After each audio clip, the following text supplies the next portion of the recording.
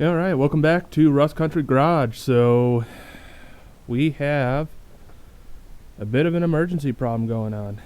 So my wife went to go get groceries today while I was at work and sent me a text complaining of a fuel smell when she got home. So I have noticed a fuel smell on this car for a little bit myself. I knew one of the lines was starting to crack or something, but it really wasn't all that bad. There was no visible leak, so kind of just let it go. And well, it's now time. There's a visible slow leak, and it's definitely overdue. The unfortunate thing is, I don't know which line exactly it is. I believe it is the fuel delivery line that is actually bad. And it's a line that goes directly from the tank through the bottom of the body and then into the under the car into the main fuel line. But it's hard to tell from diagrams. So looking online at all the diagrams, Subaru doesn't even have any good diagrams really. It's all like black and white, very blurred lines, and very difficult to see. So rather than trying to order a bunch of different lines, because it's only one line that's actually leaking, I might replace other ones as well, depending on what I find. But the one I need to know which one really I need to replace right this moment. So we're going to dig into that. It is, I don't even know if you can see me. Hopefully you can with the light from the garage. It is only like 7:30, but it is almost November here in the Northeast. It's very dark and also very cold. I can see my breath. Don't know if you can see it on the camera. Probably not in this crappy lighting.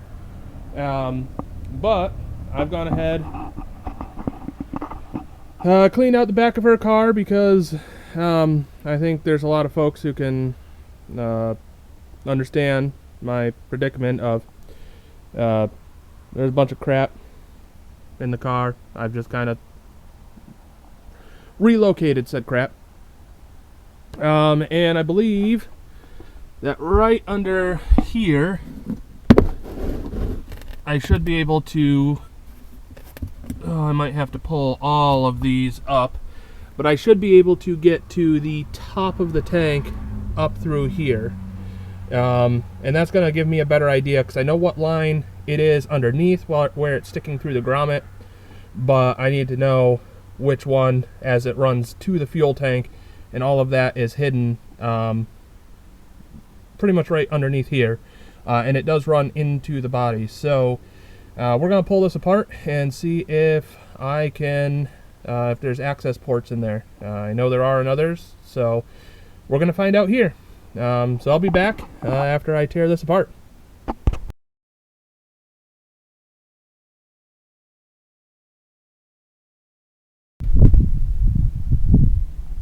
So it's the next day, and it is much warmer, and it is bright, or kind of sunny out.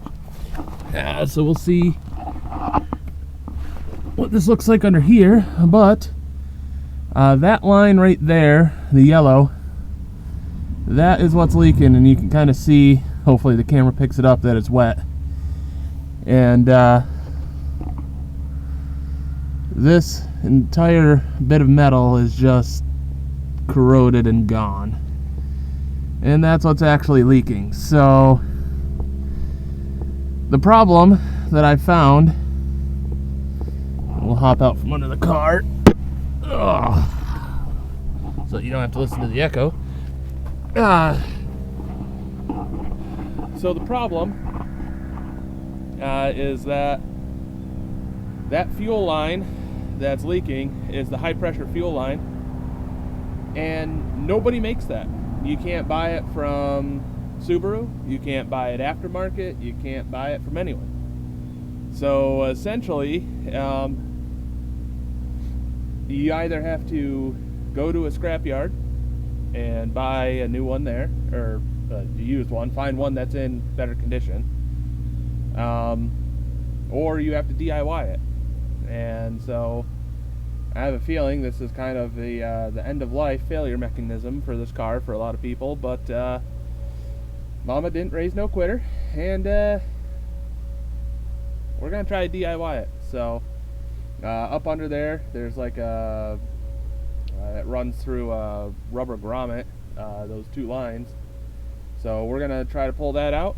We're gonna take a look, see what we're dealing with, see if the corrosion stops kind of like right there where it's exposed, or if it runs further up in, and we'll go from there. So I'll catch you again here in a little bit once I get stuff kind of taken apart. So happily, I was wrong. My spatial awareness, apparently, and, well, a bunch of other excuses aside, I was thinking about this wrong. So what's actually rusted is not the line to the fuel tank itself. So that line that's underneath there, that is the end that has the connector on it, and then that connector goes into the rubber and goes back. That's actually the line that then curves up around and into the tank. The line that is rusted is actually the line that goes from the that connector up to the front of the engine. So happily that is a mistake, because it uses a custom flare on the end, but it's otherwise just kind of a steel line. So I haven't checked to see if that line is available or not. I have a feeling it still might not be, but we'll see. I got to research that. But you can see right here from underneath, it just comes right up through this grommet underneath the back seat. And the back seat is literally 2 bolts, and you pull it off, and then you have this little side cover here. And it runs up along this side all the way up front. So in theory, I can either cut this line up here and then get some fuel rated tubing, and I think it's actually this back one here. Of course, I'd verify before I do anything. But I can just replace either a section of this line, or if they sell the whole line, I can just do the whole thing, and that way I don't have to try to cut or bend or do anything, because I don't really have the tools for that, but if need be, I'll do it. And we are back. So the weather in New York boggles me. I just got to point this out. It looks, so like dark and overcast. You can see there's no leaves on the tree because, like, literally we're a few days away from November here. And it's 70, like mid 70s. I don't get it. I'm not complaining, because I'm out here in shorts and a t-shirt working on a car, and it's almost November. Yeah, no complaints. So we are back here on the gas line in the wife's car here, and you can see that I've got some tools and stuff out here. I was working on this on lunch. I didn't have enough time to get the camera out and film this first part, but essentially underneath, we'll climb under here real quick. I'll show you what I've done.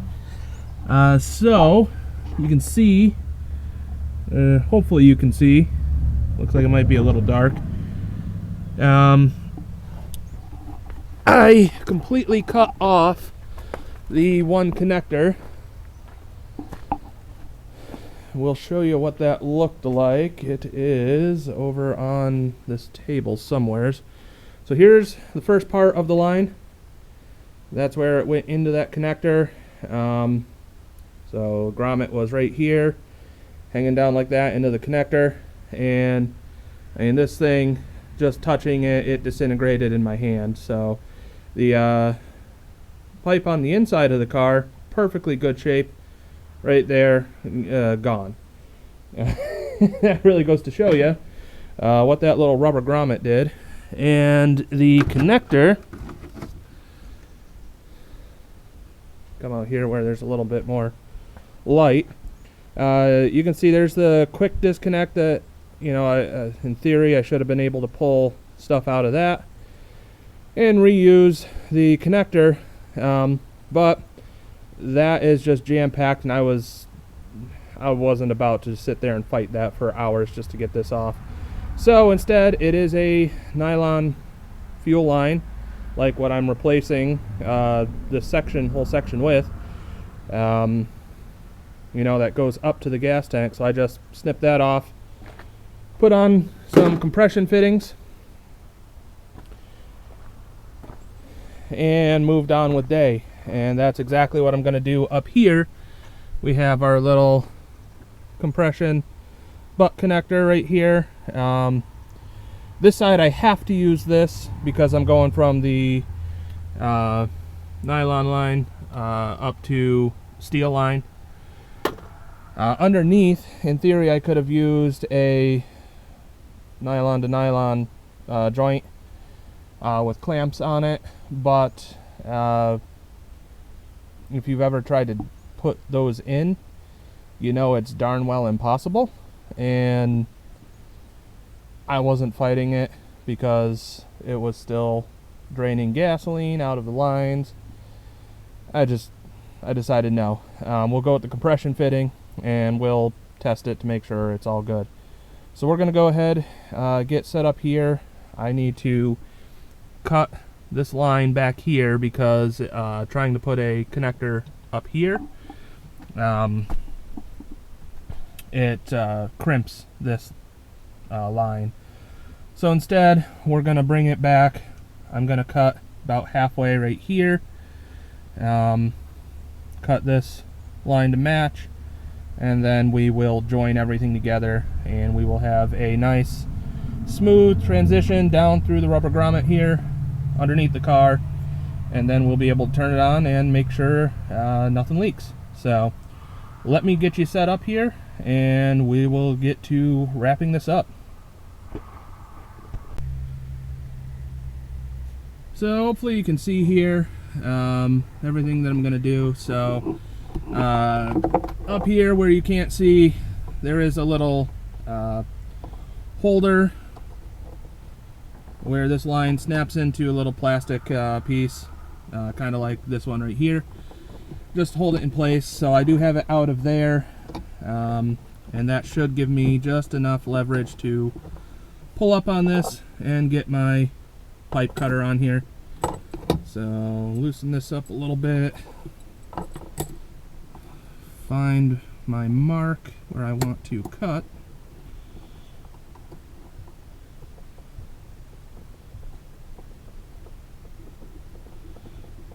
tighten that in, and then we get the slow process of cutting through this pipe. So probably speed this up a little bit, but if you don't have one of these cutters like this, I think this thing was like, I don't know, 14 bucks on Amazon, and I'll tell you what, it's nice. I've never worked in like HVAC stuff where I know, you know, cutting these types of lines happens more frequently.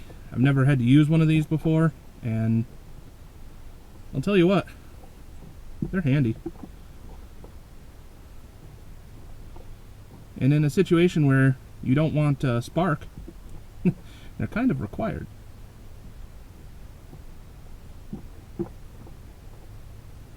Looks like I'm just about through.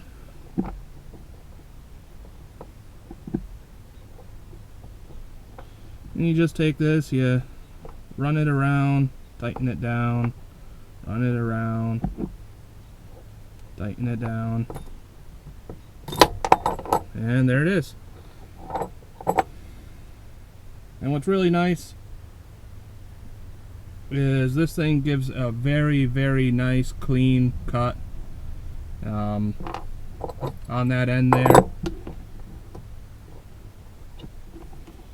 So now we can grab our fitting where I buried it.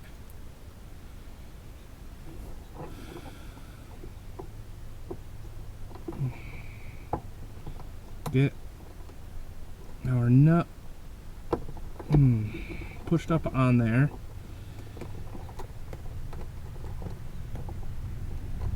Maybe. Let's see how far through am I. So you don't have to get this thing super far, just far enough that you have that line sticking through. And this thing wants to fight me a little bit.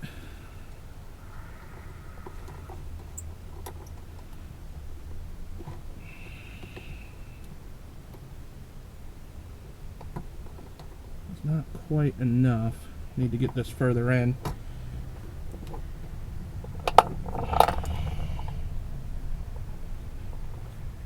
See, now it doesn't want to come off.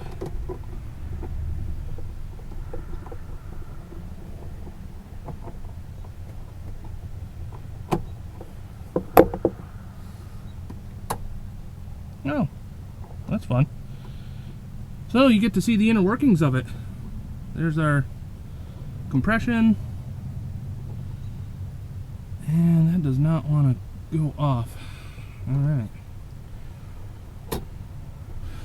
Well, let me fight with this. You don't want to watch that. Be right back. And there we go.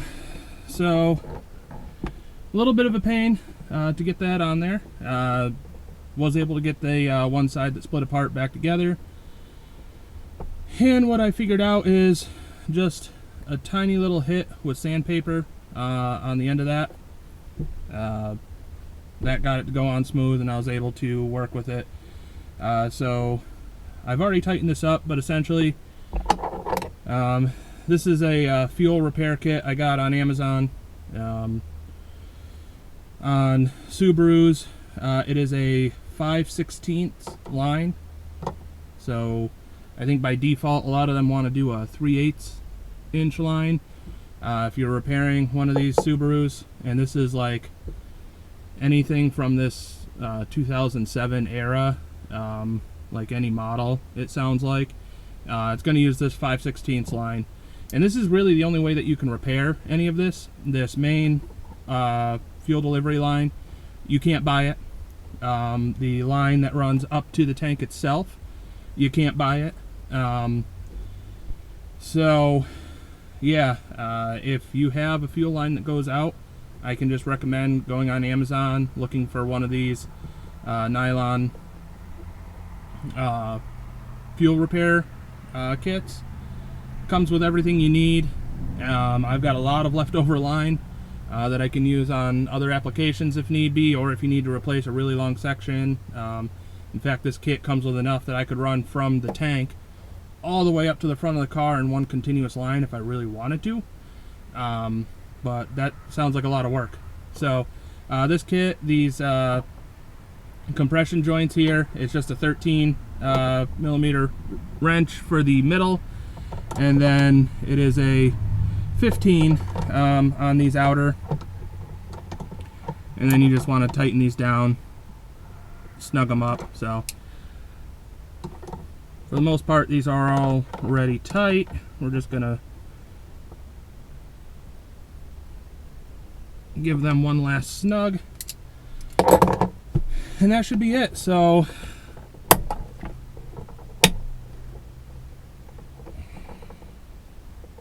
pop those back in, and then really it is a matter of testing. So I'm gonna go get the keys.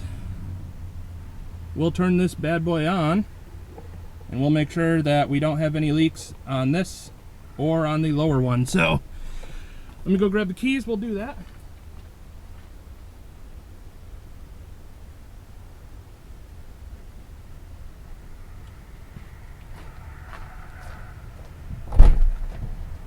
Let me know if anything leaks, will ya?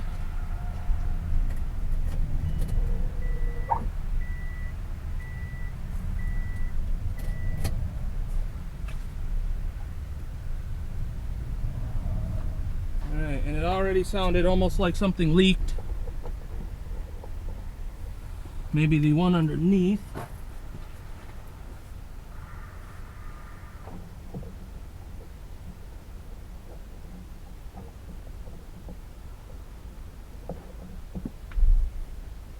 Nope, I think it was just the sound of the fuel going into that new pipe.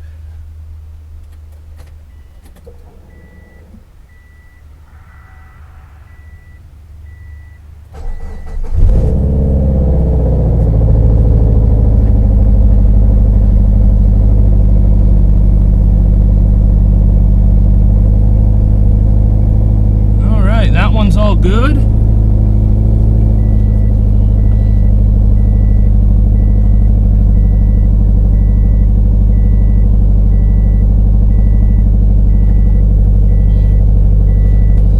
That's all good. All right. Success. Okay, joke's on me. I said I was done. I said it was good. But I still smelled gas. Decided to feel around after letting it run for a few minutes. And sure enough, that fitting was leaking. So when I got that bad boy there tightened down, turns out that when it got stuck on the metal pipe earlier, it chewed up the brass just enough that it wasn't sealing. So we improvised, because I have had to do non-car fuel lines in the past, so I have gas rated rubber line. So I did one of the butt-to-butt connectors there, shoved it on up over the line right there, and she's golden. Not a single drop out of there. The underside connection's still good because that one never got chewed up. So for real this time, I'm done. You can see I'm working under light right now. It's a lot darker now, although right above me, still kind of pretty. Blue sky. At least I get, to see it a little bit.